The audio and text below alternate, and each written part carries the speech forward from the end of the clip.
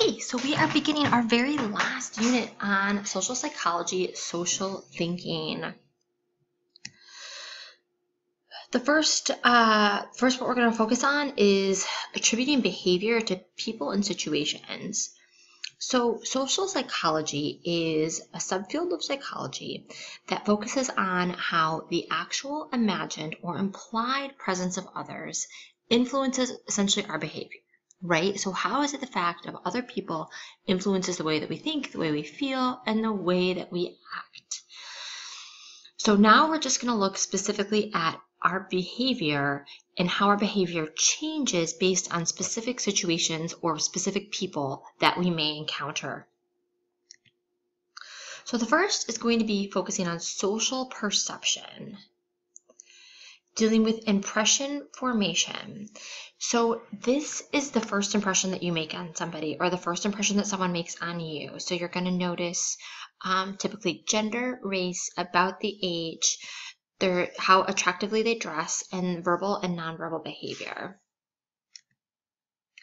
And this is what we call our primacy effect. So our first impression is our primacy effect. That makes sense, prime being first thing that we notice about somebody. Then we make what we call attributions.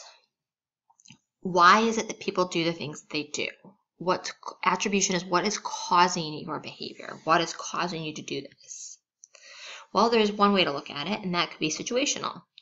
An example would be external attribution. So we do something because of a situation we're in or some outside force. So I failed the test because the test itself was unfair. So it has nothing to do with me personally. It has everything to do with a situation around me. Or we can do dispositional attribution. So again, why is it that we do the way we do? Well, this could be internal. I failed the test because I have a bad memory. So external is situational, internal is dispositional. Fundamental attribution is a theory. So this is a theory, and what they think is that, or what they believe is that there is an overestimate of personality, that we overestimate personality and we underestimate situations. So sometimes we just might say like, oh, they're a bad person, and we don't think about the situation that they're in. Maybe they're just in a really terrible situation. Or we might say, you know, they're a really, really good person, and not realize that maybe the reason why they're so good is because they have a really good situation surrounding them. One aspect of fundamental attribution theory is what we call actor-observer bias. And this is the tendency to attribute your own behavior to situational factors and the behavior of others to dispositional factors. So what I mean by that is, okay, so myself and another teacher, Ms. Horwat, we both got an A on the test. I say that I got an A because I'm smart and I work hard and I study hard. I say she got an A because she cheated. That would be that would be actor-observer bias, where I'm giving myself more credit and giving her less credit, or in other words, attributing the behavior to the situation that I'm in and hers to dispositional factors.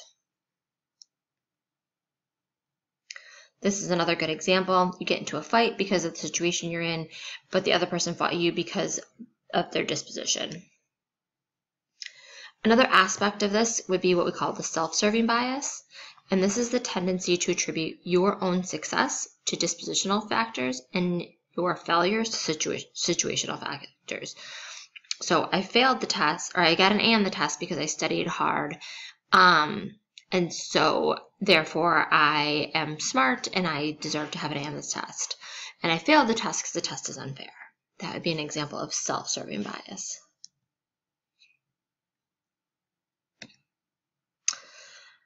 Now we're going to take a look at attitudes and actions. So this was focusing on how people and situations influence our behavior.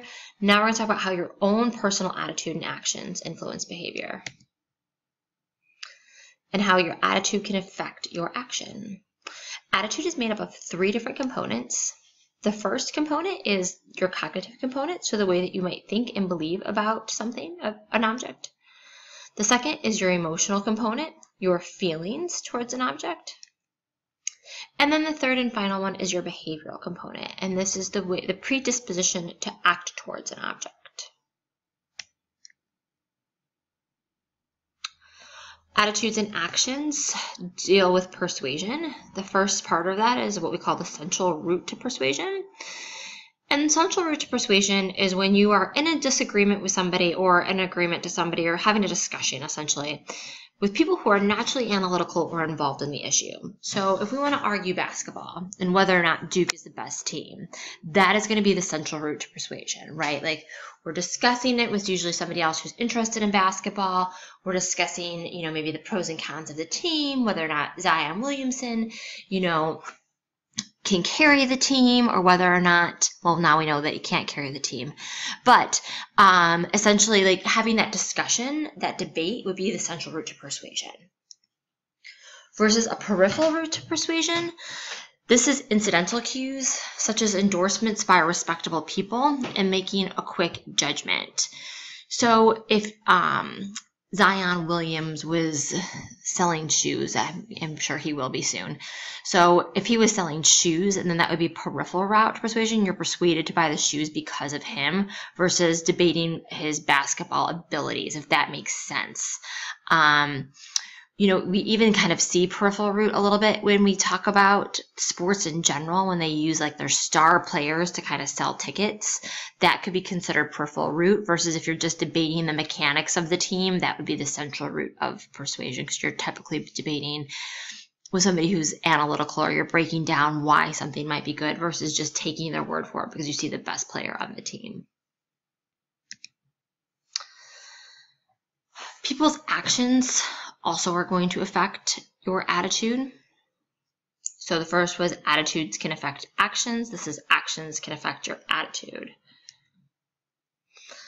The first part we call is the foot in the door technique. We see this happen a lot with salespeople. This is when they ask for something small first and then a larger request comes after that. Well, let me show you this great deal.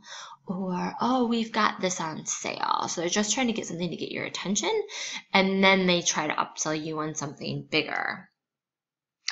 So the idea of starting small and building big.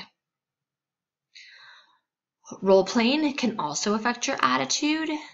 And we see this happen a lot with what we call social roles. So when I say role playing affects your attitude, what that means is the title or role that you are given can affect the attitude that you have towards something.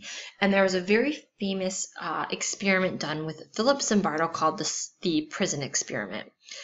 And essentially what he did, this happened at Stanford University, is he took a group of students. He had a group of students apply, and then he randomly assigned students to either being prisoners or being guards. And the idea was they would have to go through a couple of days acting as prisoners and acting as guards. And what they found is that relatively quickly, the guards started taking on this altruistic attitude and aggressive behavior, and the prisoners started to adopt this very much prisoner mentality. And it became so intense that Philip Zimbardo ended up canceling the experiment after just a couple of days because he didn't feel like it was ethical to continue on based on their adaptation of social roles. But again, this makes a lot of sense when we see people taking on a role or a position and that changing their demeanor or changing their attitude or changing who they are because now all of a sudden they have this role. One part that can impact this is also called cognitive dissonance. And what happens with cognitive dissonance is when you have a conflict, a mental conflict between your actions and how you feel about those actions. So,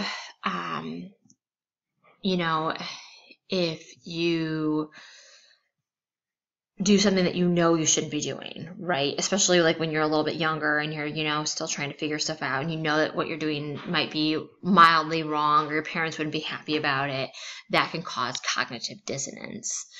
And it can be reduced by just changing your behavior, not doing that anymore. Also, it can be reduced by changing your attitude, saying, oh, this isn't so bad. I don't know what my parents are talking about. I don't know why they'd be bothered by this. This isn't so bad. Or you can explain the way your inconsistency, like, oh, I'm just going to do it this one time. Like, they'll never find out. Like, it'll be fine. Or reducing its importance. Oh, it's not that big of a deal. Like, this isn't a problem. And that is it for attitudes and behavior.